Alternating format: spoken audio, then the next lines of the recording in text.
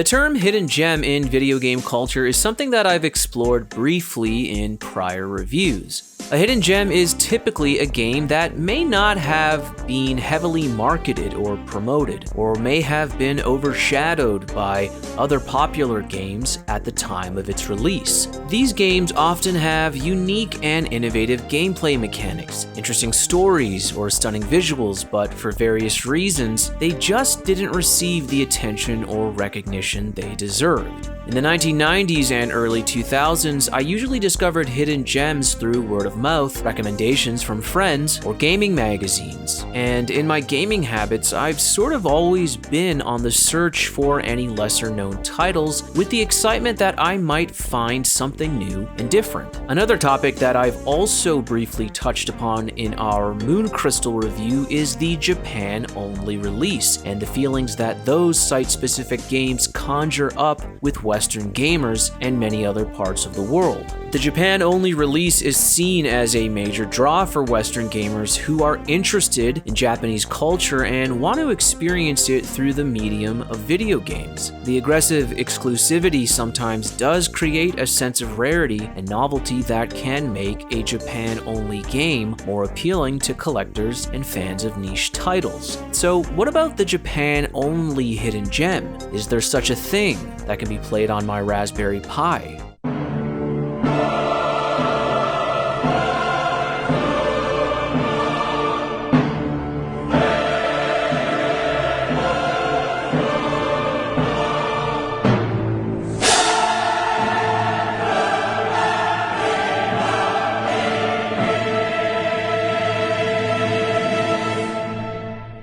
Yes.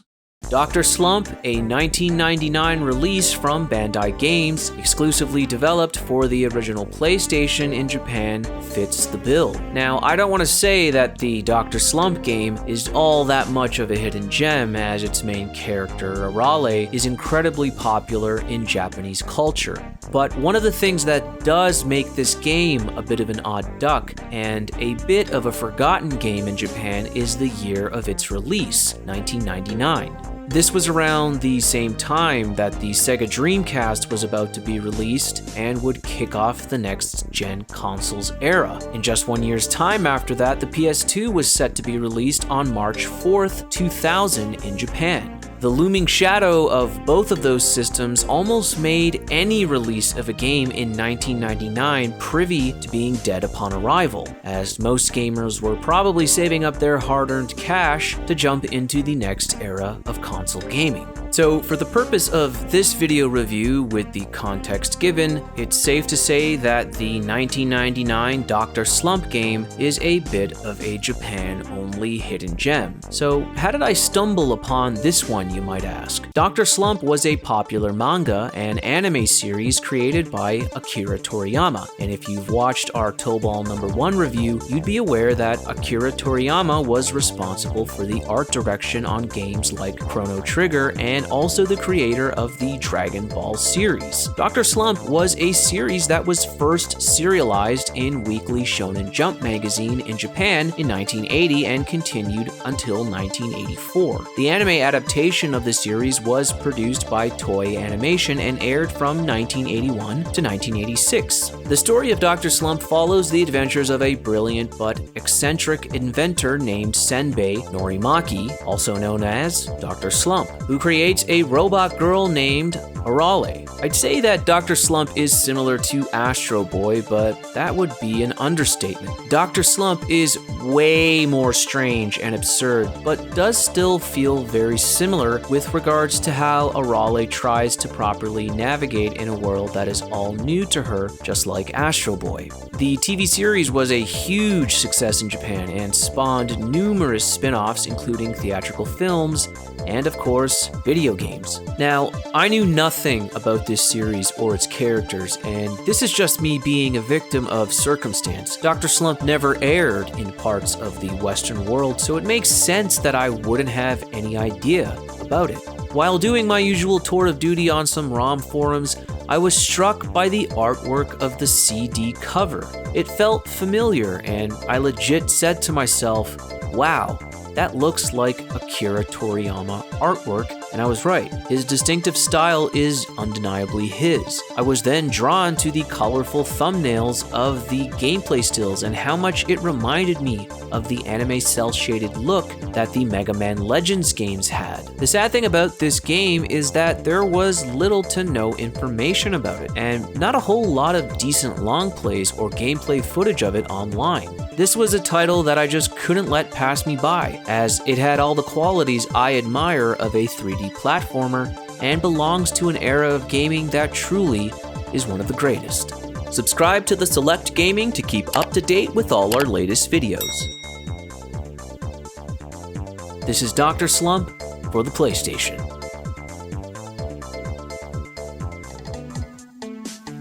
On a dark and stormy night in Penguin Village, the character of Senbei Norimaki, also known by his nickname Dr. Slump, is shown working on a new invention in his laboratory, the perfect, beautiful robot wife. However, when an unexpected bolt of lightning intrudes in the activation of the robot, it accidentally wrecks the transformation of the robot shell and creates a Raleigh instead, a child robot who comes to life.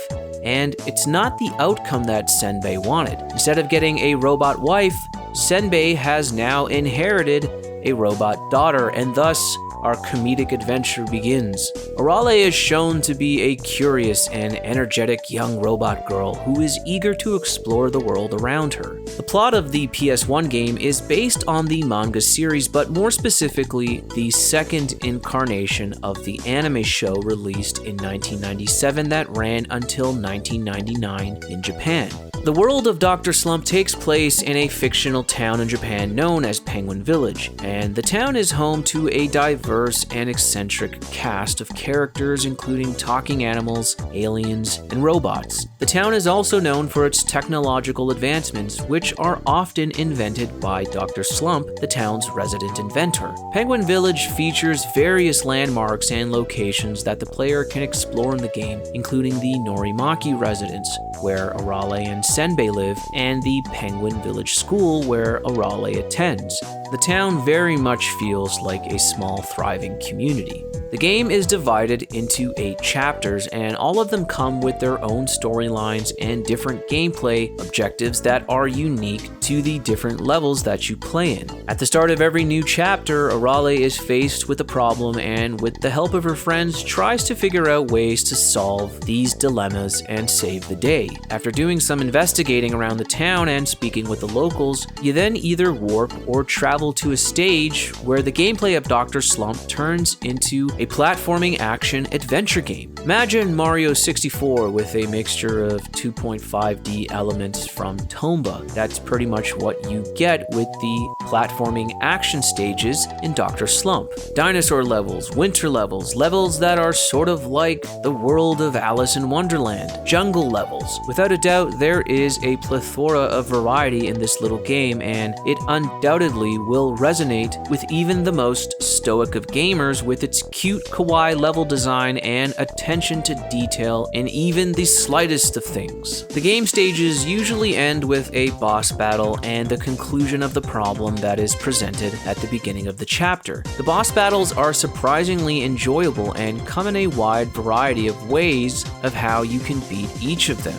and they don't really feel all too repetitive. And when you have boss battles where this robot shoots lasers out of a phallic-looking metal rod, I mean, it doesn't get more variety than that. The game features a wide range of gameplay styles, including puzzle solving throughout stages, and includes several mini-games as well.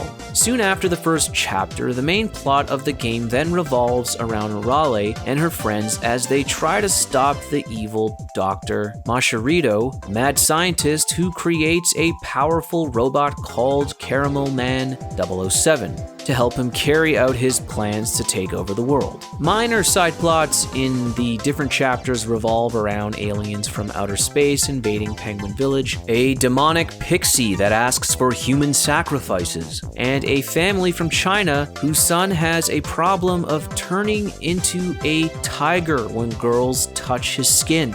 These are all plot points and are as ridiculous as they sound. After certain stages, Arale will get upgrades from her unofficial human father, Dr. Slump, and these upgrades help with her being able to defeat bosses or overcome obstacles laid out in certain sections of the action platforming stages.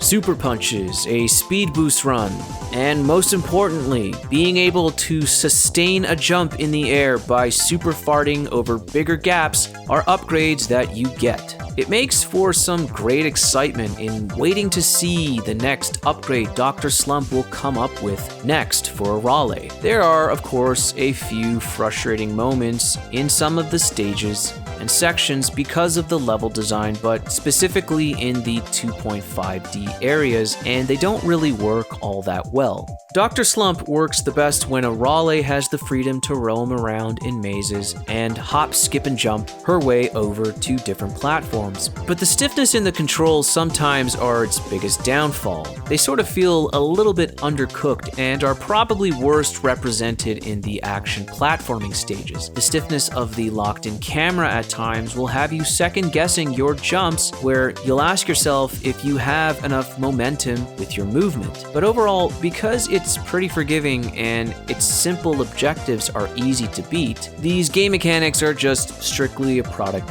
of its time. I mean, when you look at a game like Mario 64, which in my opinion is a damn near perfect game, even the camera for that game wasn't always the greatest in certain sections. The snow level for me in Dr. Slump I found was the most difficult. When it came to the controls, especially on the ice slides, the controls are a tad bit unresponsive and your accuracy suffers in these narrow platforms. For something that could have been a bit more straightforward, it strangely became one of the more difficult parts of the game for me in trying to land and time out my jumps perfectly. The game seems to faithfully stay true to the source material, and it really reflects that in the level design and the objectives incorporated into the stages. The minor flaws of the game don't really affect the overall enjoyment, but do make for some reoccurring annoyances that came from this era of gaming. Now, aside from finishing boss stages for Arale to gain upgrades, there is also another way that Arale gets certain upgrades to enjoy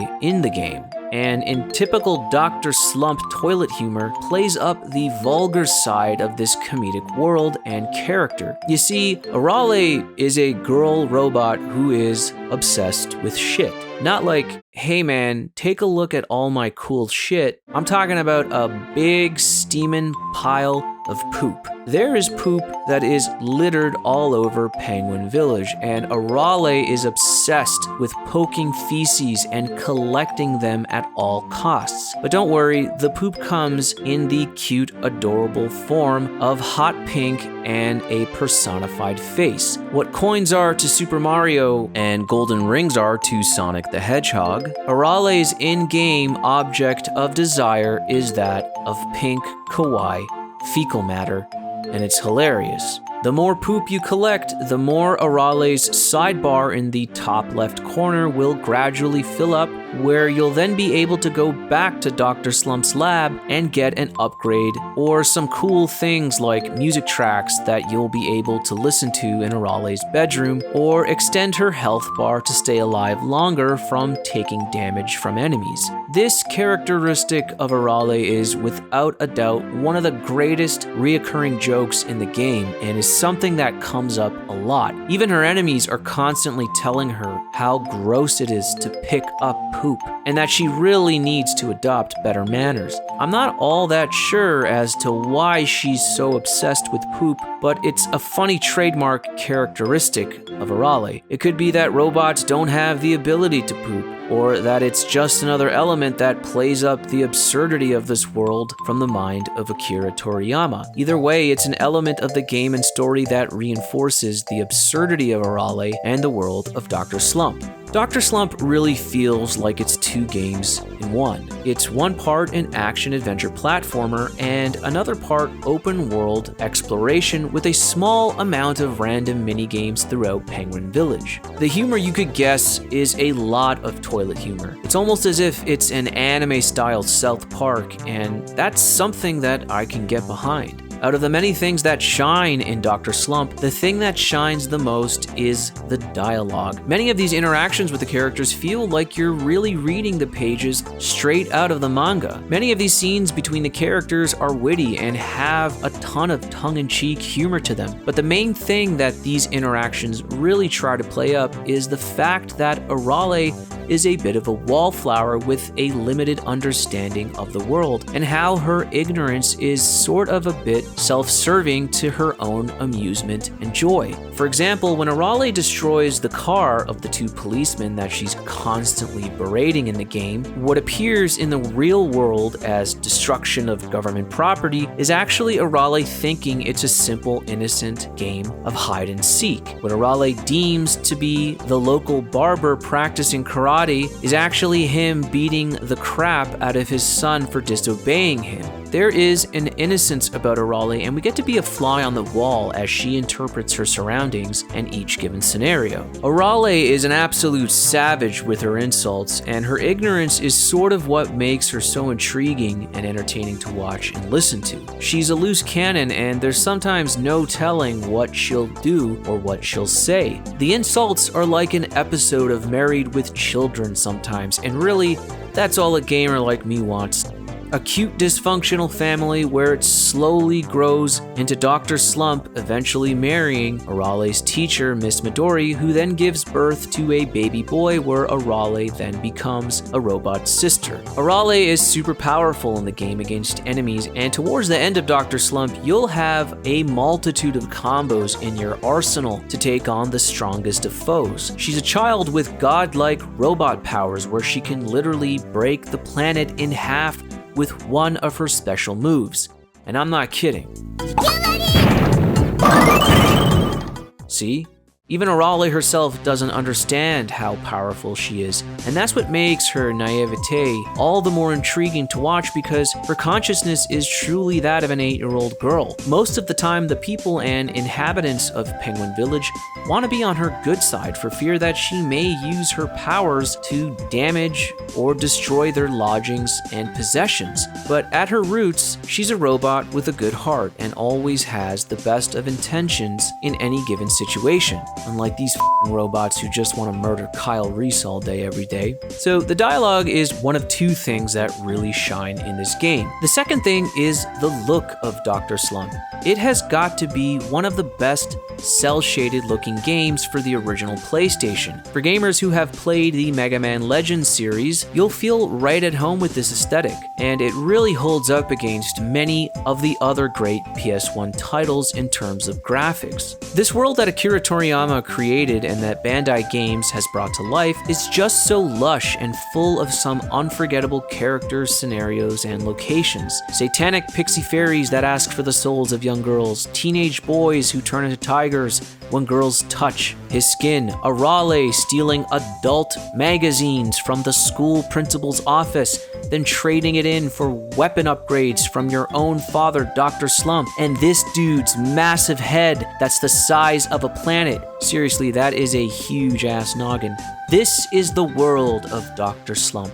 It's wild and it's unpredictable, and if you don't feel even a bit slightly amused by all of this, well, you may be dead inside. There is so much in this game that is just so far-fetched and absurdly entertaining, but rest assured, what we have here is an above-average action-adventure game that really showed off the power of the PS1's graphical capabilities in its later lifespan, along with a highly entertaining story driven by some solid gameplay.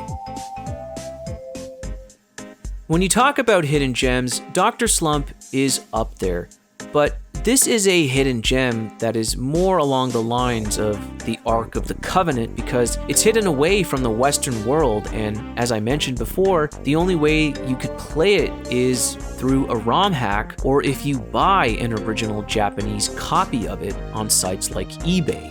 Dr. Slump is one of these games that to me is incredibly special and just makes me feel that more people should have had a chance to play it. Before merging with Namco, Bandai Games for me was always one of the PS1's unsung heroes of stellar original platforming action-adventure video games. With Dr. Slump, it only reinforces what I already felt about them and makes me appreciate their PS1 offerings even more. I strongly doubt that a game like this will ever make it into an official English language release, as the logistics of the Bandai Namco merger have definitely crafted some gray area for previous games. Sadly, the realist in me just doesn't think that this little game would have a big enough market or appeal for a cute robot girl obsessed with picking up poop, due to not many people knowing about the manga or the TV shows. Instead, what we have is a Japan-only hidden gem that is a victim of the late PS1 release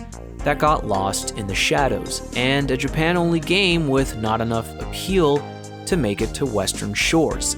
If you seek this game out via an emulation community, you'll no doubt have success finding it, as it's been available for some time now with English translations. And if emulation isn't really your thing, you can always watch our long play of Dr. Slump on our channel. The world of Dr. Slump is another lush world from the mind of Akira Toriyama, and the game for the PS1 is another solid effort from the long gone, but much appreciated Bandai Games. Thank you for joining me on this episode of The Select Gaming. If you like what you've seen and heard, give us a like and subscribe. This is Dusty Maxwell, and we'll see you on the next one.